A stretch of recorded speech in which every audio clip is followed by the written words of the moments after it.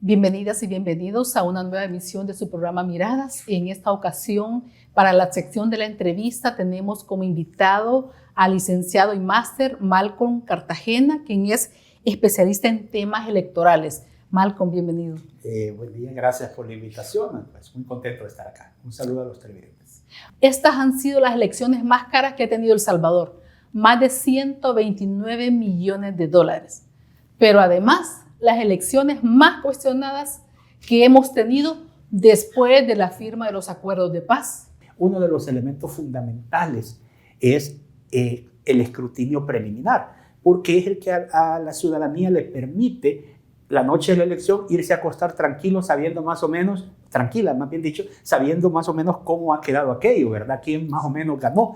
Pero cuando falla el escrutinio preliminar, que debo de decir que no tiene una vinculación legal, es decir, el escrutinio preliminar no define quién ganó, es solo una tendencia. Lo que lo define es el escrutinio final que arranca 2 días después. Sin embargo, como ya dije, es el que lo manda a dormir a uno más o menos tranquilo. Pero cuando este falla, cuando este no existe, cuando no se logra hacer, cuando no se logra divulgar, lo primero es que recordamos la sombra de los fraudes, ¿verdad? Los fraudes que ya usted, Olga, mencionaba, efectivamente, en los años del 72 y del 77, y pues también, obviamente, los costos, se ha tanto dinero que se ha ocupado de las arcas del Estado para que esto falle. ¿Qué pasó? Y bueno, pues ahí ya lo decía la autoridad electoral, el Tribunal Supremo, que hará una investigación para ver qué ocurrió. Pero previamente se han hecho pruebas. Claro, se hicieron 2 simulacros donde se señalaron algunas falencias y se aseguró que se estaban corrigiendo.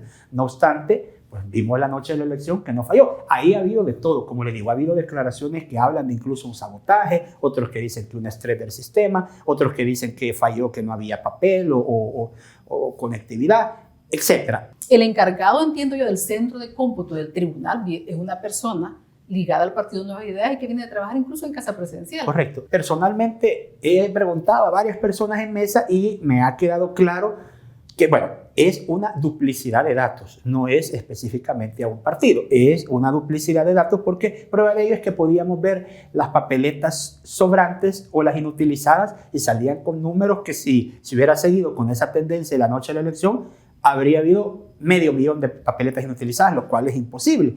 No, en realidad lo que la gente en la mesa puede explicar es que cuando usted metía 1, 2, 3 papeletas, de repente el sistema se quedaba trabado y cuando volvía decía que había metido 6, es decir, le duplicaba todos los datos. O sea, no era que usted ponía 10 para un partido y le ponía 100, no era así de burdo, digamos, sino que era un problema efectivamente del sistema. Quisiera explicar brevemente cuál es la diferencia entre el sistema usado en 2021 y porque creo que sirve para esclarecer un poco, porque son las mismas máquinas y el sistema es bastante parecido. En el 2021, el diseño era que usted utilizaba la máquina fuera de línea, es decir, sin conectarla a internet. Ahí estaba el software en cada máquina, en cada JRB. Ahí, pues, cuando ya hacía el escrutinio, ahí metía los datos y solo la conectaba a internet para transmitir los datos. Eso era un estrés bastante mínimo de la red, porque no es que 8.000 al mismo, no estaba constantemente. Sin embargo, eso tenía un problema. Y es que si se detectaba en las pruebas previas a la elección un problema en el software, había que ir a recoger las máquinas a todo el país, volverles a montar el software a todos, distribuirlas y volverlas a poner a probar. Si de repente se hallaba otro errorcito, había que hacer lo mismo. Entonces, una forma, pues me parece lógica de corregir eso es, pongamos el software en la nube, y mejor que las máquinas sean tontas, así se les llama, no tienen software para ello, sino que se conectan al programa cada vez y eso garantiza que si hay algo que cambiar, se cambie en la nube y siempre va a estar disponible. El problema es que eso hace que todas las máquinas deban estar conectadas al mismo tiempo. Y eso pues probablemente generó uno de los problemas. Pues yo quiero creer que es un problema de desconocimiento. Una cosa bien sencilla. Los partidos se han quejado de cosas que pues tienen muchas razones, muchas de ellas, y pues por eso presentan la nulidad. Estamos hablando de nulidad, sí, incluso del proceso pero yo electoral. quiero mencionar una que es inocua, por decirlo así, y es una cosa tan sencilla como el sitio en el que cualquier ciudadano podía ver los resultados. Ese sitio no es para nada amigable. Usted entra y no puede copiar los datos. Usted no los puede descargar en Excel. Usted no tiene un consolidado donde salgan los totales de todo y solo agarrarlo. O, por ejemplo, ver las preferencias bien fácil. No, sino que es un sitio bastante complicado de navegar. Eso no era así en 2021. En 2021 usted podía entrar y casi que le daba el botón de Excel y le descargaba los datos en Excel. Pero además, una cosa bien importante es que el sitio de 2021 tenía un listado que le permitía ver la bitácora de cargas al sistema. Es decir, cuando un sistema se pone a cero, el sistema de elección se suele poner a cero un poco antes de las 5 de la tarde, a ratito empiezan ya a caer las primeras actas. Entonces usted, en este sitio de 2021, usted podía escoger cuántas actas habían caído a las 5:10, a las 5:20, a las 5:30, cada 10 minutos. Hoy no. Esa noche de la elección solo hubo 4 cargas, 4 bloques que cayeron y tampoco son trazables en el sentido que usted pueda ver cómo se veía la primera, la segunda, la tercera.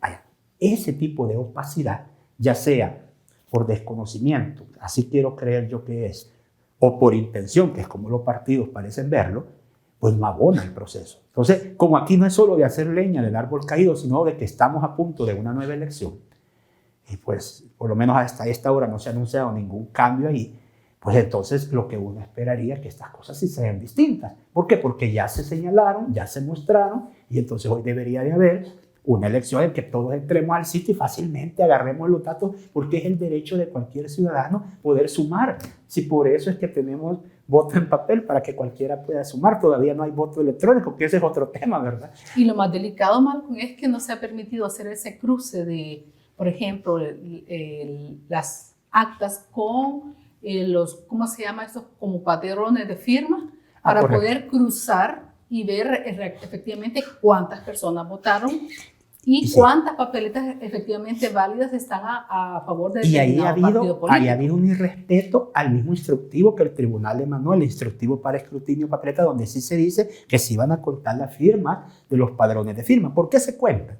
Se cuentan porque es necesario cuadrar. O sea, si usted aquí tiene que le firmaron 300 personas, debe de tener 300 papeletas, no 500, ¿verdad? Si usted tiene 500 papeletas marcadas y solo 300 firmas, algo no está bien. Pero además eso debe cuadrar con que si aquí tiene 300 firmas y aquí 300 papeletas, le deben de sobrar 400, porque son 700 el bloque. Pero si aquí lo que le sobran son, por ejemplo, 500 y aquí tiene 300 votos, entonces usted le ha metido 100 votos. Entonces, ese tipo de cosas pasaron porque hubo un irrespeto. Esto no me lo estoy inventando yo, lo dice, por ejemplo, el informe de la OEA. La misión de observación electoral de la OEA, la MOE, sacó un comunicado el fin de semana en que dice claramente que ha habido un dominio ahí de un partido político de Nuevas Ideas que se ha tomado eso y que además ha intimidado a otros partidos y incluso a las personas del tribunal trabajando, y que entonces toman medidas arbitrarias como estas, no contar el padrón, las firmas,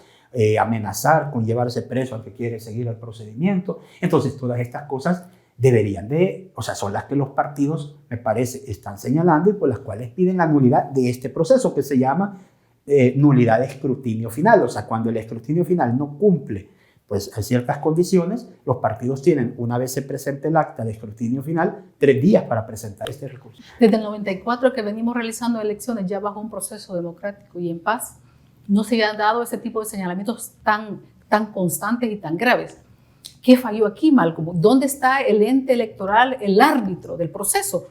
Realmente, con todo esto, ya deberían haber presentado su renuncia. Bueno, mire, fíjese que ahí es bien curioso, porque sobre los magistrados lo que pesa es una espada de Damocles, ¿verdad? Para hacer una figura ahí.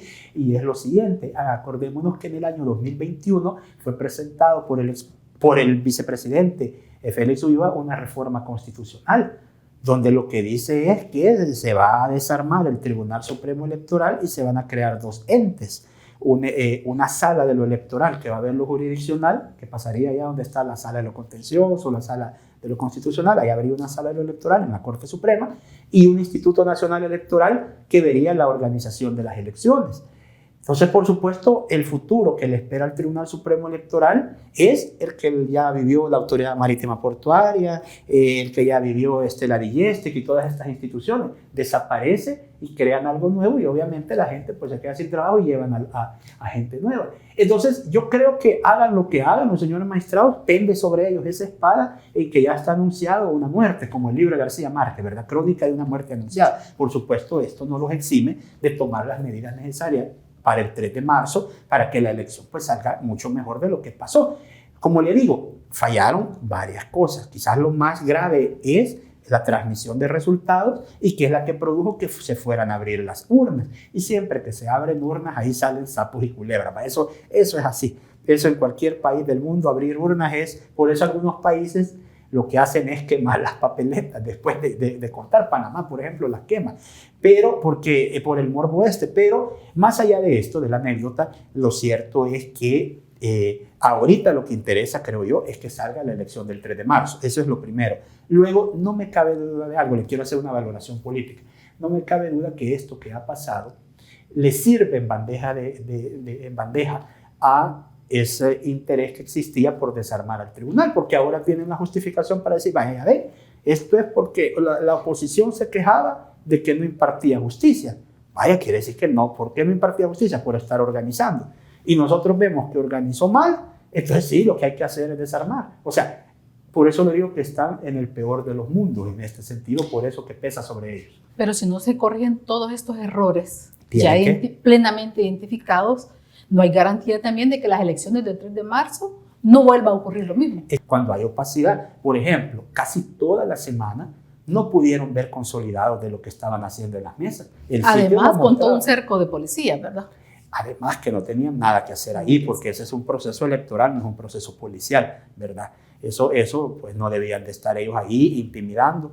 El acceso a la prensa, que fue restrictivo, acoso a la prensa, a la misma gente. Llegaron unos que, pues, disque periodistas con unos grandes Zoom, ¿verdad? A querer ver las pláticas en los celulares de la gente que estaba, de los vigilantes de los partidos. Todo este tipo de cosas no deberían de ocurrir. Por supuesto, se espera que no ocurran, porque esto pasó por un recuento. En un escrutinio final lo que se trabaja es con actas, no con votos, ¿verdad? Pero sí, este tipo de cosas no deberían de pasar, y yo creo que las han señalado claramente los partidos y que debería de haber voluntad política y además capacidad técnica hay. Claro. Tenemos un proceso electoral con más dudas, sí, con mucho más interrogantes que respuestas, y que no sabemos si realmente se ha respetado la voluntad del pueblo al que fue a emitir y que tuvo la valentía también de ir a votar.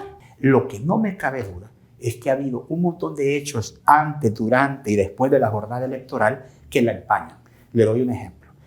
Bueno, antes el cambio de reglas, ¿verdad? El cambio de reglas electorales, reducir los escaños, reducir los consejos municipales, que eso ya vamos a ver su efecto en marzo, cambiar el tamaño, la fórmula electoral, pasar de DONTS a JARE para la fórmula matemática para elegir a los diputados. Vaya, eso ocurre antes. El no darles la deuda política a los partidos políticos para hacer campaña, ahogarlos económicamente, que el presidente salga el mismo día de la elección casi a pedir el voto, el que salga una encuestadora con un boca de urna apenas cerradas las votaciones, violando el código electoral, el que el temprano en la jornada electoral las mesas no le hayan permitido asumir sus puestos a los sorteados, sino que un solo partido ocupó varios puestos de las mesas.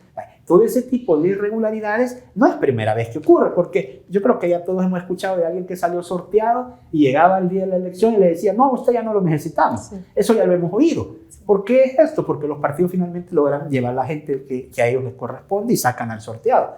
Eso no es anómalo.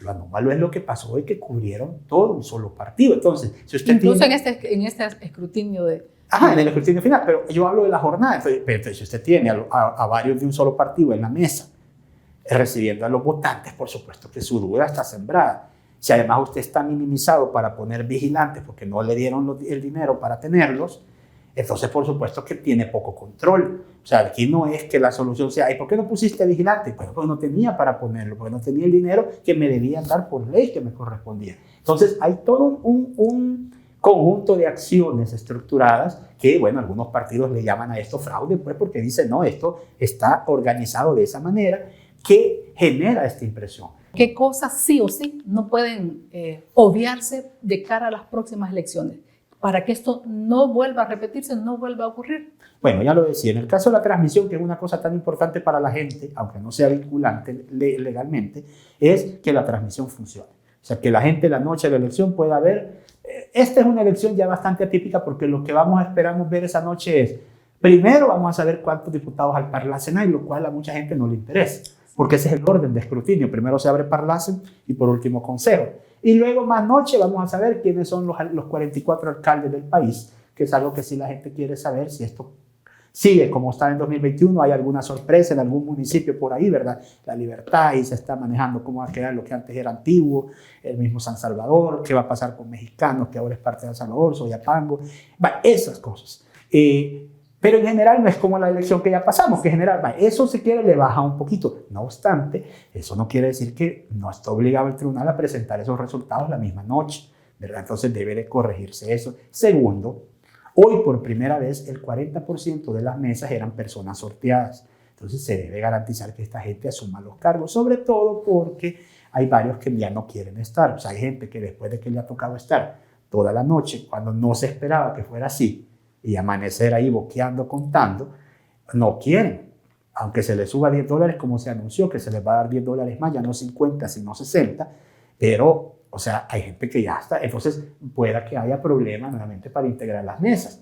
Y la solución no es que las integre un solo partido. Esa no es la solución. La solución es que llegue la gente. Por eso no solo se sorteó un bloque, sino que se sortearon 3. Pero bueno, este día no se ha oído si se va a llamar más, pero sí existe esa posibilidad.